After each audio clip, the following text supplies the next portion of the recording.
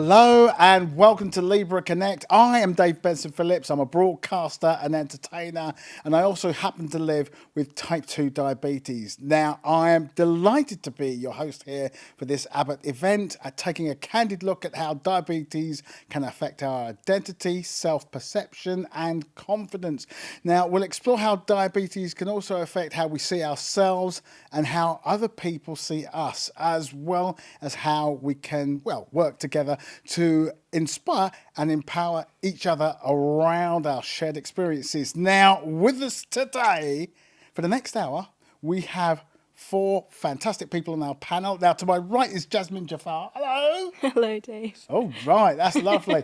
Now, she lives with type 1 diabetes. We also have Mark Tiller, and he lives with type 2 diabetes. Hello, sir. Hi, Dave. How are you? Yeah, not bad, not bad. All the better for seeing you.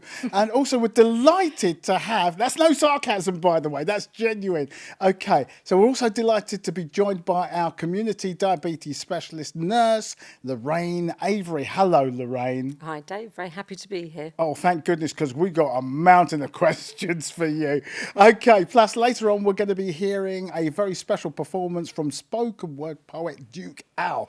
Unfortunately, he can't be with us here today, but we have caught up with him last week, so we've got a perspective throughout the broadcast from him. Of course, we're also going to be joined by you, our esteemed audience. We're delighted that you're here, and we don't want you just to watch. We also would like you to join in. That's right, we want to hear from you. So please submit your questions in the tab to the right of your screens on all things identity, when you live with diabetes, all that sort of thing. And we'll try to answer as many as we can between our discussions. Now, finally, a reminder, we can't answer every individual medical or product questions, and please keep your language polite in the chat section. That all out of the way, eyes down, look in. Big question number one. Let's begin with this. What is the beginning for us all in the diabetes community? It is that moment when you are told you have diabetes. Can you remember that time? All right, so I'm going to go around the room. Okay, so how was it for you, first of all, when you were told? I mean, when were you told? I was told when I was 12. Yes, and it came as a complete shock. We had no experience or awareness of what diabetes was or what type 1 diabetes was.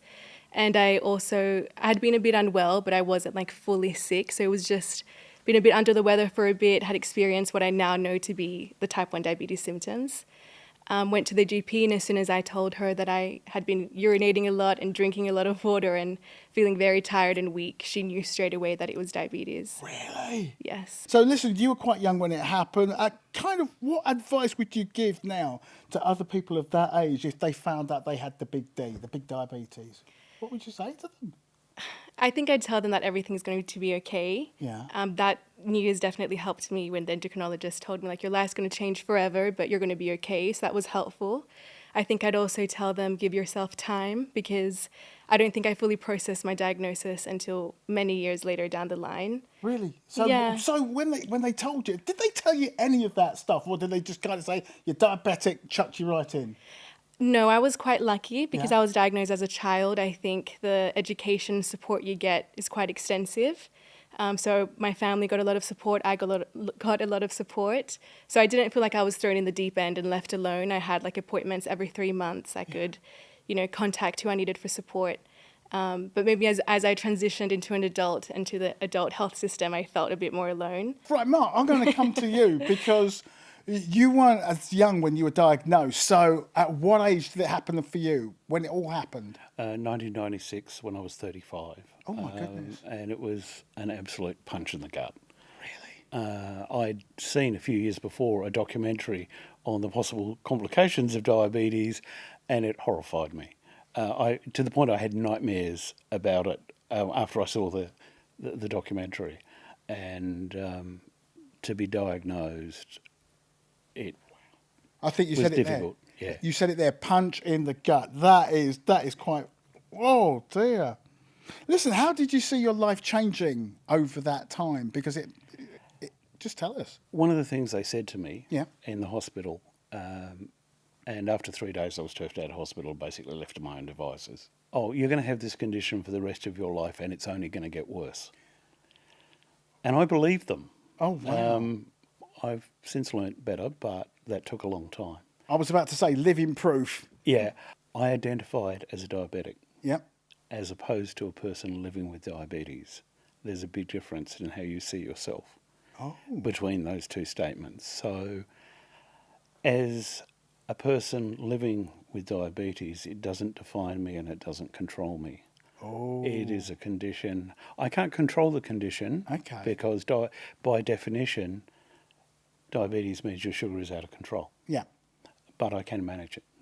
And that is good to hear. Okay, we'll be talking about that sort of stuff slightly, well, in bigger detail because we got an hour to get through, so that's all right. So where am I? Oh yeah, now Lorraine. Now, as you can hear, two incredible experiences. And what's it like for you as a healthcare professional to deliver that kind of news? What is it like having to deliver the news to somebody? Hello, I've done your research. You've got diabetes. What do the emotions range through? Well, I think obviously type 1 diabetes and type 2 diabetes present very differently. So I think the reaction to diagnosis by that very fact is different. Jasmine very eloquently described how poorly she was and how she ended up in hospital. Though she wasn't acutely unwell, the majority of people with type 1 diabetes may end up in hospital and be acutely symptomatic before the diagnosis. So often, if there's been prior experience, people will have some inkling that there may be diabetes. If not, then, as Jasmine described, it can be quite a shock. Type 2 diabetes, again, equally can be a shock, but very often the onset is far more insidious, so people can feel relatively well with quite high blood glucose levels. And unfortunately, in this country, sometimes people with diabetes don't even know they've been tested for it. So when you're seeing them for the first time, they don't know they've had a test for diabetes. This is type 2. And you're having to say, we've actually found out you have type 2 diabetes. So I think, without a doubt, shock. Yep. Because they may not have had any symptoms whatsoever. Yep. Shock even if they've been symptomatic. There's often some anger. Why me? Why has this happened to me? Yeah. I'm young, fit in your type 1 population. Okay. Type 2s, why me? I think there's often more guilt associated with the development of type 2 diabetes because I think there is a blame associated. You have done it to yourself. You have diabetes because you're overweight and inactive. And I think, at that point, we have to really unpick that sense of guilt and shame that often associates the diagnosis of type 2 diabetes. Oh, wow. You've just named a few things that I went through on a personal level myself where I thought it's my fault. I haven't exercised enough. I don't move around enough and I eat way too much food. Yeah. I mean, if somebody had sat down and been more empathetic about it, I wouldn't feel, in my case, as freaked out as I was. Listen, I think it's now time for us to listen to our guest via the vagaries of modern science and television and all of that. We've got Duke Al, and he's going to tell us what it was like for him when they told him that he was diabetic, that he had diabetes. Listen and watch. I was in Thailand and Bali a good few years ago with my partner, and I remember going to a restaurant in Bali and I put a shrimp in my mouth and it tasted horrendous and I spat it out straight away. I had about a week left in Bali and I started to feel a bit ill. On the plane home, had a really bad headache, and then by the time I got home I was sort of taking day and night nurse to try and sweat out whatever was going on. And my mum looked at me and said, I think you really should go to the GP. So I took her advice, went to see the GP. They took one look at my temperature and sent me straight to the infectious disease unit in Cardiff Youth Hospital. I was then told that I had Salmonella type 2 Java, and it turned septic, so it got into my blood. So basically I had sepsis, and they believe that was the first trigger of my type 1 diabetes. And then within that year, a year and a half, second trigger was stress. I was in my last year of university, a few things happened in my life. And then I remember really having a lot of symptoms such as dry mouth, any liquid that would touch my lips, I couldn't help but completely down the drink. And then I was losing a bit of weight, and the biggest sort of alarming factor for me was when I was going to the gym. I loved to work out. I didn't have any pump in my muscles, so that was the symptom that really made me go to the GP. And then I went to the GP, they took a few tests, and about a week or two later, I was diagnosed with type 1 diabetes in 2018. I was 23 years old. Well, thank you very much, Duke Al, and we'll hear more from him later. Now, we've talked a lot about how a diabetes diagnosis can affect how we see ourselves. But now let's focus on how other people see us and how that can impact our identity. So I'm going to start with you as a healthcare professional. So Lorraine, in your experience, how can the behaviour of others, you touched on it briefly, but how can the behaviour of others affect people with diabetes, view of themselves, and also can that include their interactions with healthcare professionals? Yeah, I think as healthcare professionals, we really have to find out how somebody feels about the diagnosis. And I think it's, as healthcare professionals, we don't ask it often enough because you need to know what the starting point is before you can start to address some of those feelings associated with it. And then in terms of, and I think there's also worth having a discussion about, will you tell anybody? Who will support you with your diabetes? Because if they can identify somebody who's going to be their support mechanism, again, it helps you identify strategies that they may use in the future. What else should I need to add to that? Well, I'll ask you something as well. Yeah. So are there things that healthcare professionals can do to help people learn how to navigate the stigma? Because sometimes when people they come out and they say, look, I've got diabetes, there seems to be a stigma, not only from themselves personally, but also people around them. Yeah. Is there any way that you can help with that? There's definitely an element that stigma often comes associated with misconceptions about diabetes, like people with type 2 diabetes bring it on themselves, or myths associated with diabetes. And as a result of that, people around other people with diabetes, well, you can't eat, or should you be eating that? They start to interact in ways that may not necessarily be appropriate. And obviously educate, the more we have public awareness around what diabetes is and how it affects people, I think that's helpful in terms of the whole population with diabetes, and I think it can only help. So there is certainly a bit around education. Mark, I'm going to come to you because you've been diabetic ever since you discovered at 30. So I just want to know, so what was the reaction from your family once they found out? How were they with any of the information that you've been given? My family's been very supportive. My father did have type 2 as well.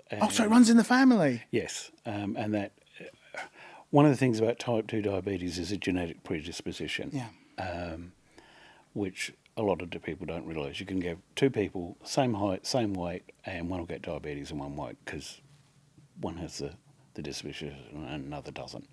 My family's been very supportive, but reactions are hugely mixed.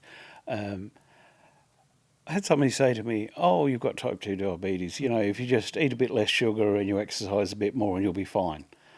Yeah, that's what I was told. And Mrs. Phillips tells me that all the time.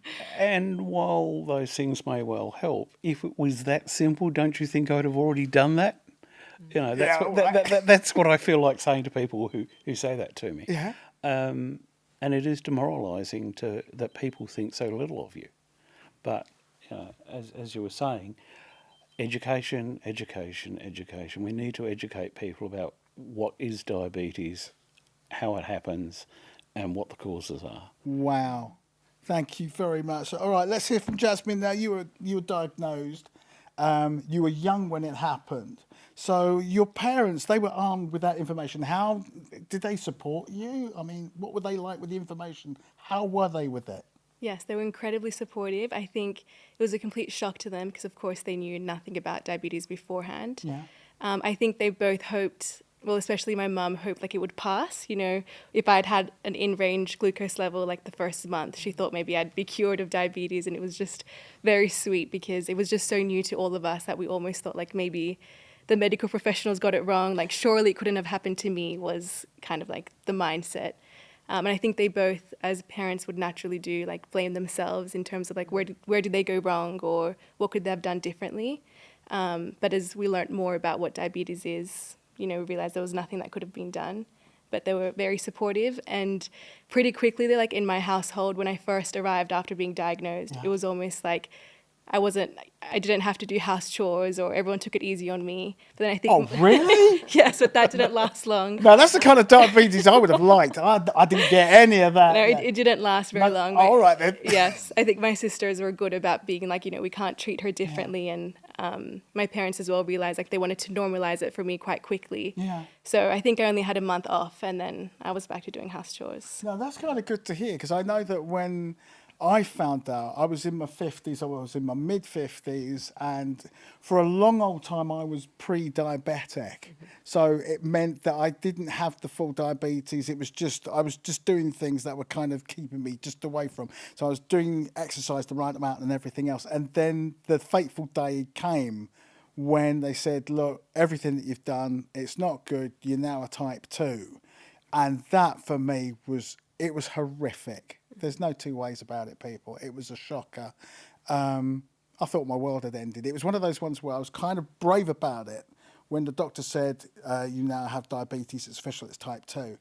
And I think I got home, and it was an hour into being at home, and I was by myself, and I kind of sat on the loo freaking out because I didn't know what to do. And it was that, it's that awful thing. And Mrs. Phillips can only support so far. So she said, don't hit the chocolates, don't hit the sugars as much, and do plenty of exercise, which was what I was told. But you said, that's what everybody's told, and everybody should try and do it. But no, it's fine. The longer I've been going at this sort of thing, I'm finding out from people with type 1 and type 2 diabetes. And when I'm lucky enough, I get to meet your professionals. So I am very pleased that you people are here, because your experiences are amazing. And after this broadcast has been over, I'm putting these people's phone numbers in my book because I'm going to find out, especially from you as well.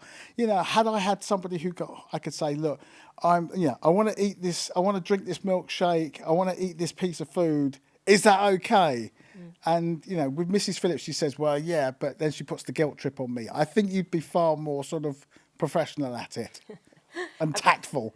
But can I just ask you something? In terms of, because you were diagnosed with pre-diabetes. Yes.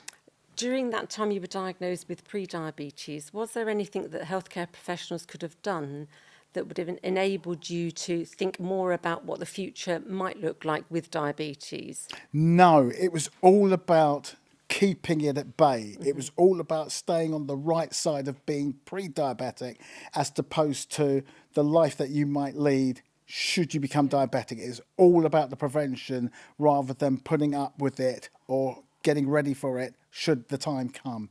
It was all about that. So, in my case, there was a real sort of stigma attached to it, what I'd already done, thanks to the doctors and the healthcare professionals around me. And it was just, I was just like that. And, Mrs. Phillips, she does exercise 3 times a day and all the bit. And I don't, it was just one of those things. It was horrendous. And I didn't do a lot for a long old time. And the eating was terrible. Anyway, listen, that's enough about me. Soon we'll be hearing from you people. Keep your questions coming in. That'll be lovely. In the meantime, we're going to listen to Duke Al on this particular one. So how did diabetes impact on your life, sir, as an athlete? Because that's what he does in his spare time. He is an athlete. So, how did you manage to integrate your diabetes with your love of sport? Tell us, please. I grew up playing a lot of sport. I used to play rugby. I was a centre and a wing. I used to run the 400 metres and compete in the triple jump. I absolutely love sport and I have a passion for sport. I went to university in Cardiff Metropolitan University. I did an undergraduate degree in sports coaching and I'm a qualified personal trainer, and I did that as a job for about 3 years.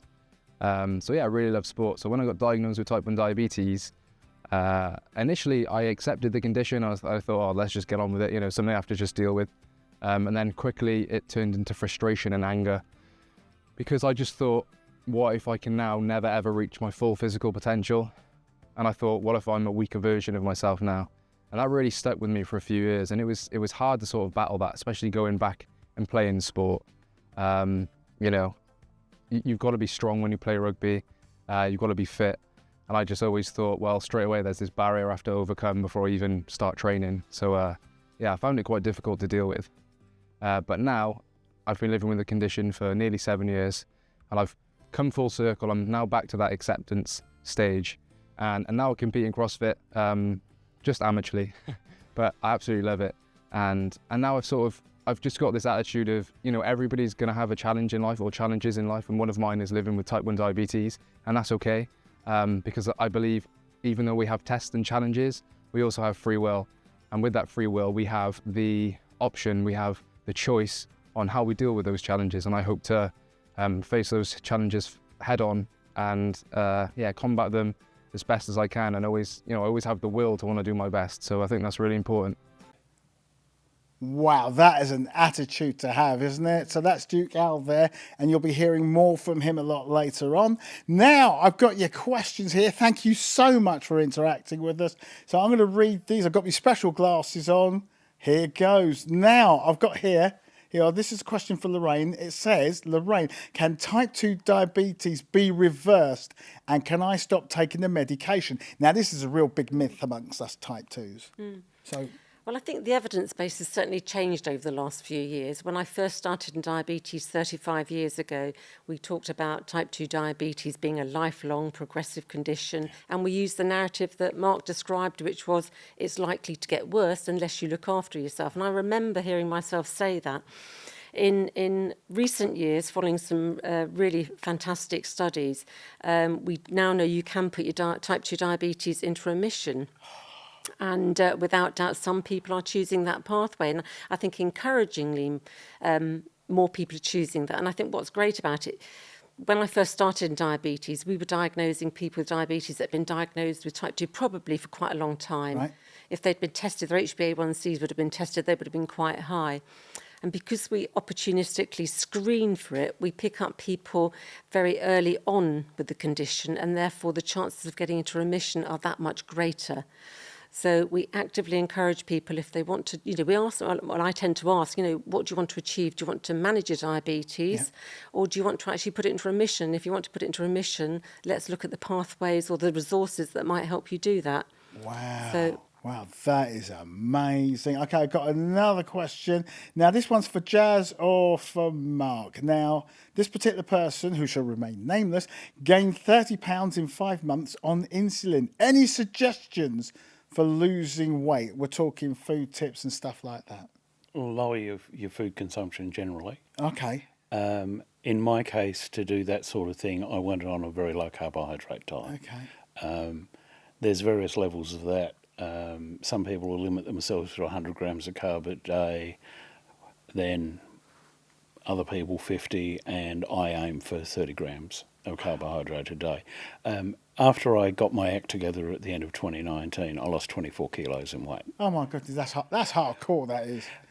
But, that was changing my diet, cutting out carbs, and getting a bit more exercise, but the exercise wasn't the main thing. Right. For me, it won't necessarily work for everybody, but cutting carbs made a huge difference to me. Okay. Right, well, I'll tell you what, Jazz, right, okay, same thing to you. Gained 30 pounds in 5 months on insulin. Any suggestions from you about losing weight? We've heard Mark's approach to it. What about you?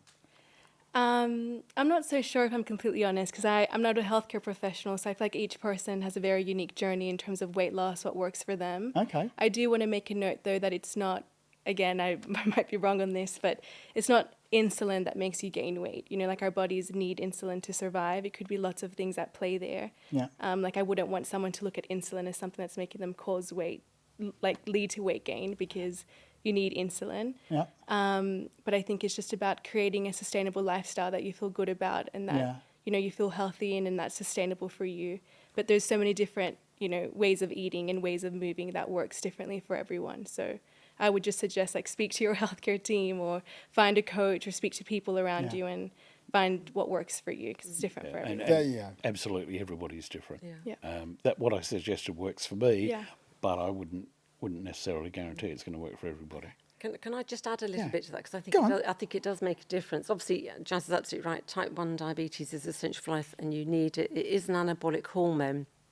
And when people with type 1 diabetes are first diagnosed, very frequently they would have lost weight leading up to the diagnosis. So very often you will see weight gain as a result of the body restoring itself to its normal carbohydrate and fat metabolism. So that would be a normal process. And then what we do find is sometimes people with type 2 diabetes, because their primary problem is actually insulin resistance and not necessarily so much insulin production, they tend to need more insulin than people with type 1 diabetes because of insulin resistance. And some people do find that they gain weight if they have type 2 diabetes and put onto insulin. But it's worth discussing with a healthcare professional, because there are some insulin sparing that may help them, may facilitate weight loss. I've got some other ones here. This one, again, for Lorraine, you're very popular. It says, why does my glucose level rise throughout the morning when I haven't eaten. Yeah, this is an interesting one. Ever since I've had one of those monitors on me, I've had this as well. I've heard of the dawn phenomenon, whatever that is. Please explain. But I thought that would be when you get up. So please explain that. What is all of that? Yeah, it's often a misconception. Insulin is the only hormone that we make that lowers blood glucose levels. Yeah. So you're reliant on making enough of it and it working efficiently. So if you're resistant to insulin, it won't work quite so well. So you need enough of it and it needs to work properly. All your other circulating hormones have the potential to make the blood glucose levels rise. And we have a sort of a natural phenomenon overnight. If anybody's ever worked nights, they'll know this. You'll hit a wall in the middle of the night because you think, I can't go on anymore. And that's because all of these, what we call counter-regulatory hormones, have dropped. And then in order for you to get up for the day, these hormones then start to rise to naturally bring the blood glucose levels up. Yeah. In order to get you up and ready and give you more energy for the day. So it's very common for people to see their blood glucose levels rise on waking, irrespective of when they last ate. It's a natural phenomenon, referred to as the dawn phenomenon. Yeah, because I thought I was doing something wrong. My goodness, I see. That's Normal. So that's normal. Right, next one. This is, here we go. Oh, I like this one. This is quite an interesting question. For Jazz or Mark, how should one deal with people taking the attitude, in commas, get ready, and occasionally saying it out loud, you can't be diabetic, you're not fat? A route that I like to take is like diabetes doesn't have a look. You know, it can affect anyone of any body type, of any race, of any ethnicity. It could affect anyone. Yeah. And it's also not correlated to weight. You know, like Mark said before, you can have two people who are like the same weight, you know, same everything, and one of them has more predisposed to have diabetes than the other. Yeah. So I'm someone who'd be like quick to call out on, you know, that is a misconception and misinformation, and just let them know like diabetes doesn't have a look. And I think that can be a good seed of awareness planted in someone's mind. Okay, all right. So listen, we've still got some more questions coming in. We're talking about now the concept of thriving with diabetes. Okay, so we know that diabetes can create challenges for our sense of who we are, but also what about our opportunities? How can we go about finding a turning point and learning to thrive? Okay, so I've got some questions for everybody. And I've just looked down here. So, Jasmine, I'm going to start with you. You're a passionate advocate, I should say, for embracing ideas and stuff about diabetes. On your social media, you've posted about being proud to wear your Freestyle Libre sensor. Do you find that people ask you a lot of questions when they see it? Yes, I think people are very curious, you know, naturally like seeing a sensor on someone's arm if you're not used to seeing it or if you don't know what it is. Yeah. I prefer it actually when people ask questions. For me, I see it as a moment to spread awareness or to share a bit of insight into what my life is like as a type 1 diabetic. Yeah. And I'd rather people ask questions than like touch it. And, you know, some people can be... Have you had people do that? Yes, random people on the street coming and touching it or thinking it's like a Wi-Fi patch or or a nicotine patch. You know, people are very curious. So I prefer questions where you can have a conversation. Oh, my goodness. But you're the kind of person who could just answer stuff. It's not like you get shy about it. No, I don't get shy about it because it's a part of who I am. So I don't... Oh, thanks. That is lovely. Okay, so listen, so what tips would you give someone who perhaps hasn't reached that turning point on how to see their diabetes in a way that is more positive? Because like you said, wearing a patch for some people, it's hellish. A huge tip that I have is like embracing it as part of who you are. Yeah. I think a lot of people struggle with living with diabetes or accepting it as part of who they are because it's like you're at tension with it. You know, you almost don't want to... I've always said this, like there's a difference between accepting that you have diabetes and embracing that you have diabetes.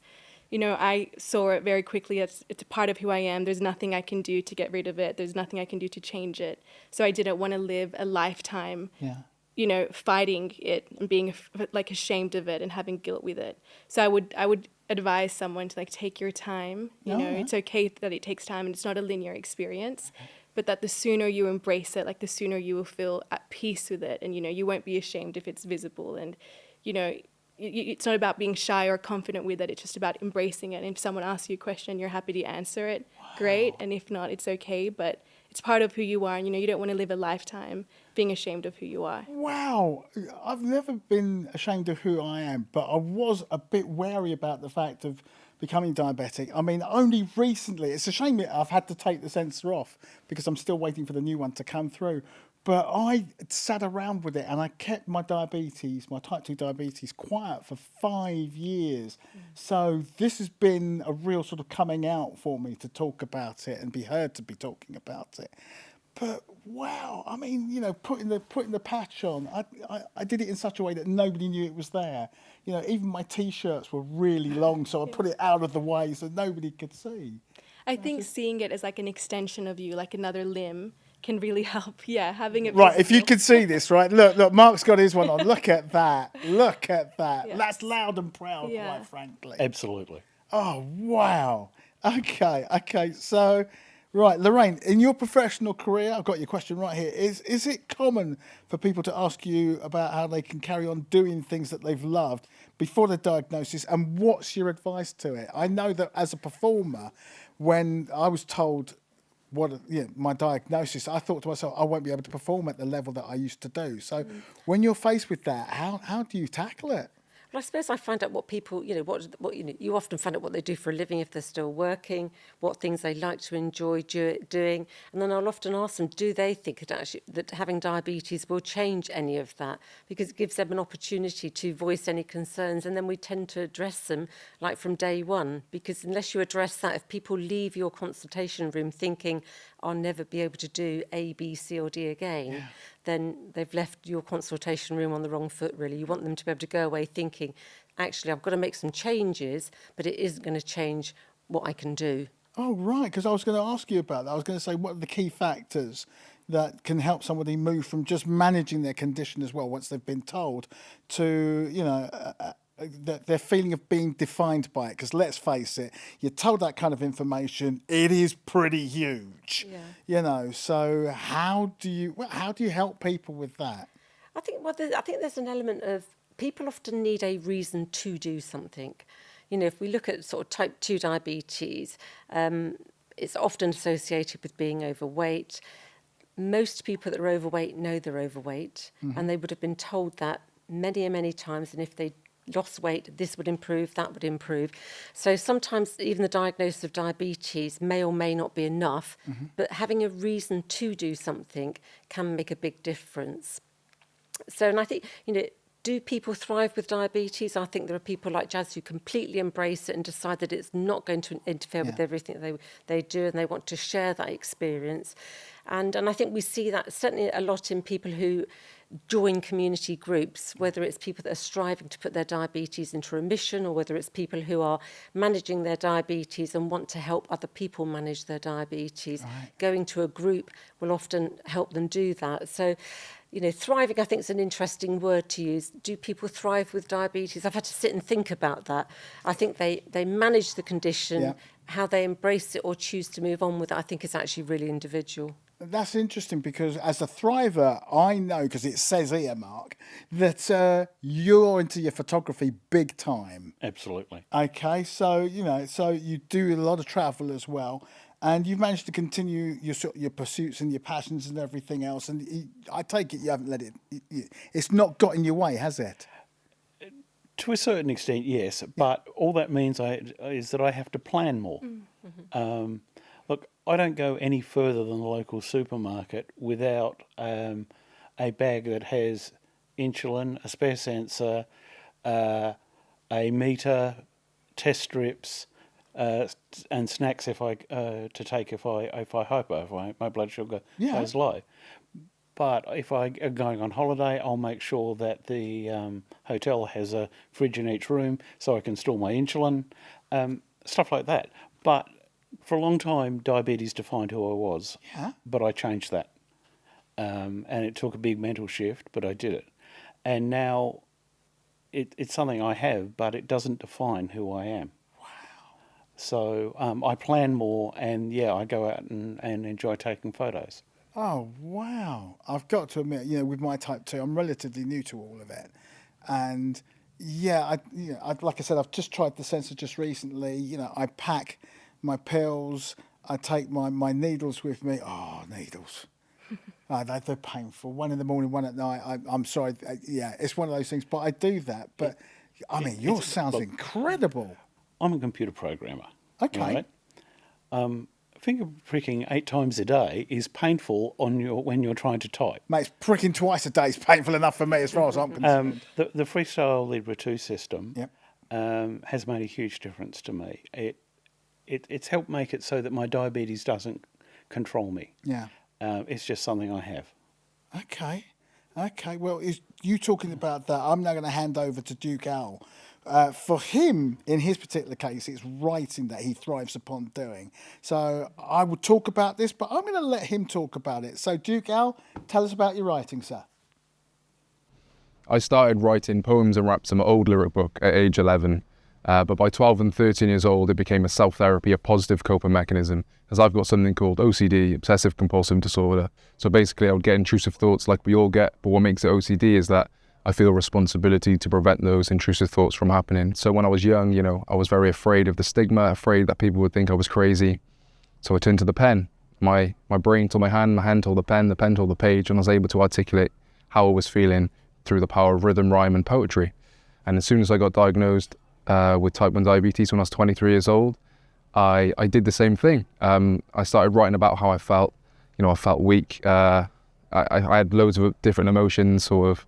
It's a difficult thing to be diagnosed with. So the power of the pen, the power of poetry being a self-therapy was really there to help me understand and get through some difficult periods, especially early on in my diagnosis. And still does today. I still love writing about it, about how I feel and things like that.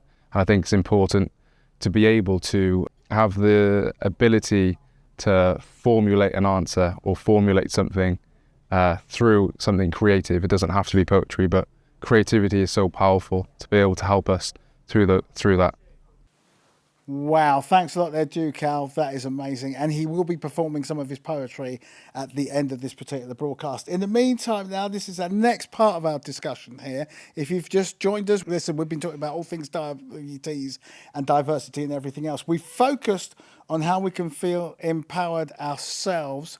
But now let's take a look even at how we can, use other people to build and reinforce that positivity and make us feel that we belong. The communities that we can join or create to support us. That's what I'm talking about. Here we go. Now, from my point of view, the importance of community, like I said, I'm a recent person who's become diabetic, and I don't know anything much about a community as such. It's just been me on my own for the past 5 years. Probably my fault for doing so because, I didn't reach out to anybody. I didn't know how to reach out. So this particular forum that we're in has given me that particular chance to do so. So I won't lie about that. That's how I've kind of become involved in this. So Mark, I'm just going to ask you, because even before we were talking about this, you said that people with type 2 tend not to talk about it very loudly, or if at all. Yeah. There are plenty of online and in-person support groups. Yes. Go online, look on the Diabetes UK website. They will have a list of local groups.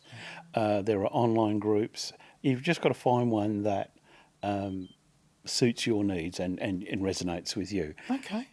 But the big thing to know is that whatever group you choose, you will be accepted and not judged. Okay. That, I think, is universal for all of the groups. They will accept you for who you are, and they won't judge you for it. Do you know what? That's a cool thing, because until you had said that just now, I think there's a lot of people, myself included, who would have just sat there, and for us being diabetic would have been a very solitary existence. Yep. There's no two ways about it. I mean, that's kind of how I felt about it. It was for me for a long time. Yeah. But I learnt better. And what about you, though? I mean, you were little sort of growing up with it. So was there always a community? Were you always part of the community? Yes and no. When through the hospital, they had youth groups. Yeah. But it wasn't something I necessarily thought aligned to join with. I maybe went to 1 or 2 sessions, but it just didn't resonate with me at the time. It wasn't until I was older and joined social media that I realized just how much the benefit of connecting with other diabetics would be. Yeah. And just how much there was a world of diabetics all around the world where you could get so much support. And it's quite rare to meet another diabetic in person, let alone have them in your life as a friend. But there's a whole virtual community on every single platform you can think of. Diabetics are there and existing and supporting one another. And I am thankful for all the like medical professionals I've had in my lifetime as a diabetic, but I have learnt so much more about diabetes through the online diabetes community than I ever did in any healthcare. Well, do you know what? I'm learning loads from you people just sat here. Coming to you, Lorraine. Here we go. I've got this. Now, what role, and I'm going to talk about this, about peers and stuff like this. So what role can peer support play in helping people with diabetes feel more confident about themselves? I mean, you know, how else can they find support? By the sound of it, the online communities are doing that. But, you know, sometimes a lot of people don't have internet. No, if they don't have internet, then obviously there's the opportunity for face-to-face. I think both Jazz and Mark have very ably described how supportive it is. And I think you'll find that many healthcare professionals, myself included, my experience from diabetes comes from working in the speciality for 35 plus years. Ooh. But I don't actually have diabetes myself. No. So I can't describe what it feels like to have diabetes, but I can share some other people's experiences. One of the best ways we can do that is to run group sessions for people with diabetes. And I think when you have a group session, particularly at diagnosis, I think often it's undersold. I think it's often said to people, if you want to, you can attend this group. You may find it useful, whereas in actual fact, from a healthcare professional's perspective, we find it overwhelmingly positive because we have 10 to 12 people sitting in the same room. Yes. Identifying with all those around them. And when at the very beginning of the group, they would share their stories and people start to identify with the same feelings, the same behaviours. And it's that sense of I'm actually not alone in this. There are lots of people with diabetes. And very often from those groups, people will swap phone numbers, create WhatsApps group for ongoing support, because it isn't just about what you do on that day. It is that ongoing behaviour that you want support achieving. So, there's overwhelming evidence that groups really help. And like I said, I've been a lonely old so-and-so. I think after this, right, I think I'm going to get out there and try and join some groups. I know some healthcare professionals are sceptical of online forums because it's what happens if the wrong advice is given. And my reflection on that is, even if you see a healthcare professionals, you won't always get the best advice. So, when you take advice, you take it as it comes to you. It's that person's lived experience, whether it's right for you or not. But, bear in mind that there is a wealth of experience out there. Wow. These two guys between them have more than my years working in diabetes. Yeah, absolutely. Listen, I'm going to throw this one to you, Jasmine. So, you're quite young. There's no two ways about this. I'm probably the oldest person in the room by miles. Okay, but what would you say to somebody who's quite young, around about your age, joining a community of online people with diabetes? What would you say? I mean, particularly if they wanted to make their own groups and things, because you're quite influential about stuff like that, aren't you? I would say take your time, because there is a lot of different groups. There's groups that are super active and chat all the time. There's groups that maybe meet up once a year. I was part of a couple Facebook groups, but the way that I connected with the diabetes community was on Instagram and just like following people who would share their diabetes experience openly. Like there's a huge Instagram diabetes community, for example, and yeah, and I've made some great, like really close friends through that. You're not going to necessarily like every diabetic person you meet across on the internet the same way you wouldn't like every other person, but you will find your people, you will find the people that you resonate with, that you get along with, not just on a diabetic level, but, through all the other things that unite you in a friendship. And so I would say take your time. It might take a bit of time to find your people, find your group. You might want to be part of an online community that does chat every day and is really open about it. Or maybe you just want to be able to have the option of writing in the chat or reaching out to someone when you need. I would just say take your time, and another thing I would say is being part of the diabetes community doesn't mean that you have to be super vocal in it. Okay. It's not like you need to have your own blog or your own Instagram dedicated just to to be it. a part of something. No, just to dip in and... Yes, you don't have to if you don't want to. Okay. You can be as vocal or as extroverted with your diabetes experience as you want to be. There really is something for everyone. Which sounds great if you're kind of young, but what if you're my age? You're in your 50s. Yeah. You're an entertainer by trade, so you're a natural extrovert. I mean, is there a tribe out there for somebody like me. I would say there is. Maybe, Mark, you have more insight on this, just in terms of because you know more about the group. She's deferring to you now. She's deferring it But to there you. is. It's kind of tough because the type 2 community is less interested in talking about their condition.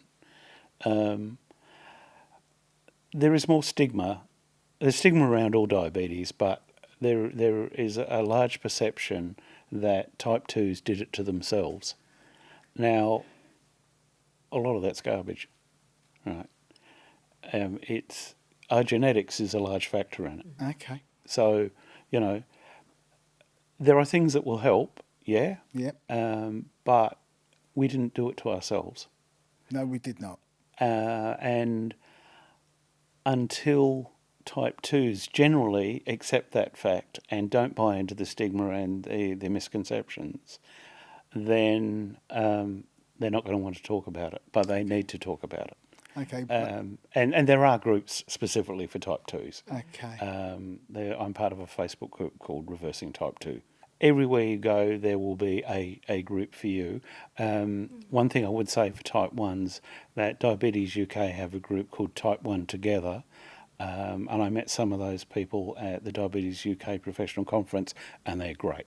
They're really high energy, and it's all about peer support, Got it. and they're excellent at it. So that is one avenue that type 1s could investigate. And Well, also, I just want to add that with like meeting people or being part of the community, it's not necessarily online. You know, you could, for example, like I did the wellness walk with Diabetes UK, for example, and you can meet people there, you know, doing the walk and coming across different, you know, people who might not be online, or maybe your GP practice or your hospital knows of a group that meets up. Like there's so many different avenues. It doesn't just have to be on Instagram or Facebook. You know, having like the in-person connection is possible as well. all right. Thank you very much for that. Okay, we're going to hand over now to Duke Al. So come on then, tell us, how did you integrate your poetry with the diabetes community? So I create to relate and educate, relate to those going through certain things such as mental health or living with type 1 diabetes, and educate those who don't understand it to try and raise awareness.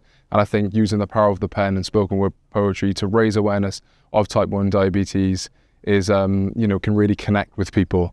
And the power of community, the type 1 diabetes community, I think is fantastic in supporting creative arts and creativity.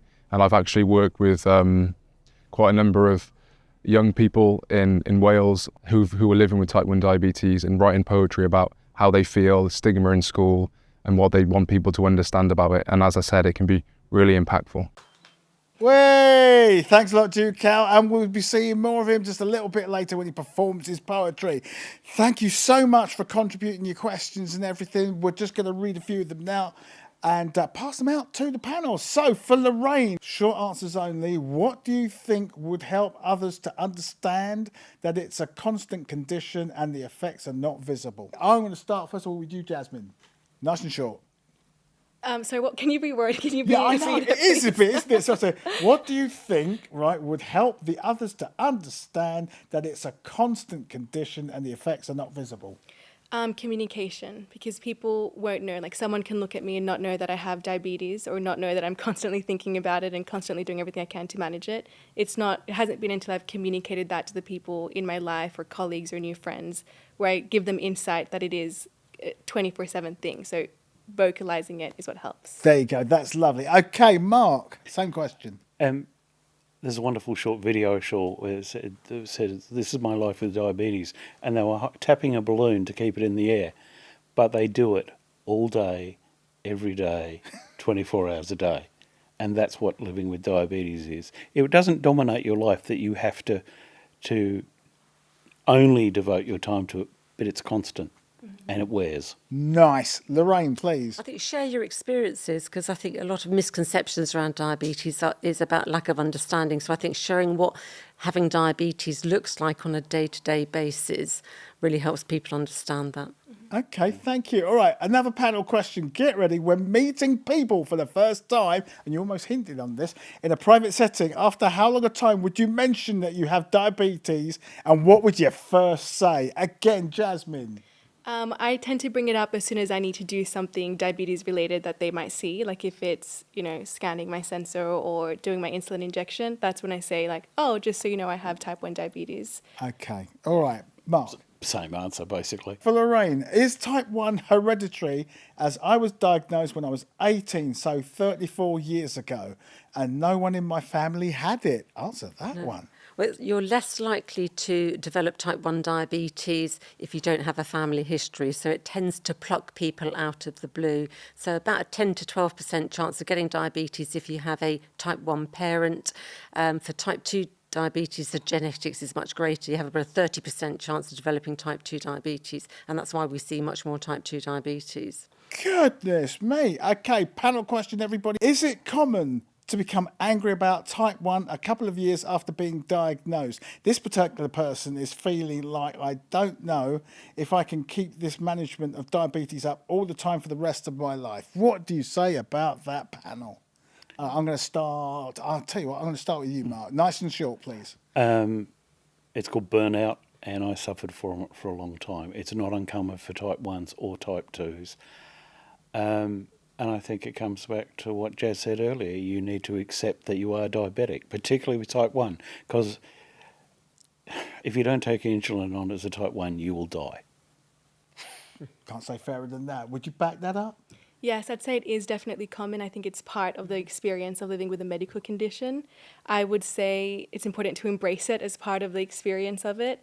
I'd also say, choose your hard. It's going to be hard whether you manage and embrace your diabetes, and it's going to be hard whether you don't. Aye. So if you choose the part where you can manage it and you have some, control and autonomy over it, you'll feel more empowered. But it's okay to feel overwhelmed and exhausted and burnt out. I think try to find some support around you, give yourself some grace. But knowing that it's something you can't change, then it's bloom where you were planted. Do your best Okay. to still live the life that you can with it. All right, Lorraine? And I would say discuss it with your healthcare professional, because it might well be you can't have time out from injections with type 1 diabetes, but there might be some slackening off of other things. And you pick the one thing that actually you have to do. The rest you can actually take your foot off the accelerator a little bit. Okay. Now, this one is thanks for that, by the way. For Jazz or Mark, this is a hypothet here, so get ready. Imagine you notice you have a hypoglycemia at work, perhaps when you're a guest speaker or at a conference. Obviously, something to be avoided, but what do you say in that situation? Right, who wants to take that one? Right, go on then, you. So you're having a speech, and all of a sudden it's like, I call it having the wobbly. I think the best thing you can do is just be open and honest, not lie about it, not try to excuse it. Just, I live with type 1 diabetes. This is one of the realities of it. Let me have some juice. Give me a second to compose myself. Nice, Mark. You? Absolutely the same answer.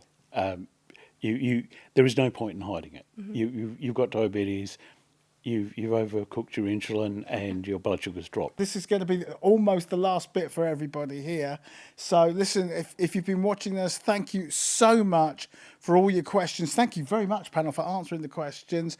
Now, before we move on to Duke Owl's performance, can I ask our panel, what key point would you like our audience to take away with them from today's discussion, and can you summarize it in as few words as possible, because time is almost against us? So I'm going to start off here, Justin, with you.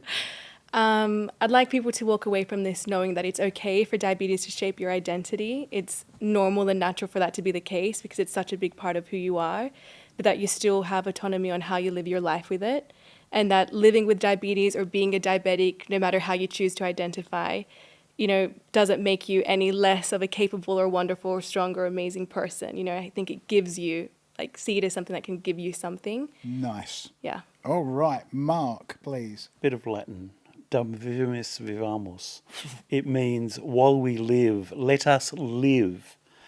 Okay, you've got diabetes. It's something you have. It's not who you are. Mm-hmm. That's wise words. Anything you want to say to that, Lorraine? I think both Mark and Jazz have described it far better than I could, but mine would be to share your experiences, identify who can support you, because people with diabetes do need help managing it. Okay. All right. Well, do you know what? It's been a real pleasure talking to everybody today. I think we're going to leave the last words to our Duke Al. If I've got this, I'm looking around our studio right now, and everybody's just saying, "Yeah, Dave, cut to the poem," because it is quite an incredible poem, and it's called "Can You Relate?" Duke Al, take it away. This poem is called Can You Relate? And I wrote it about 2 years ago. It's a little bit about my story with burnout and the sport factors that I've already spoken about. So I really hope you enjoy it.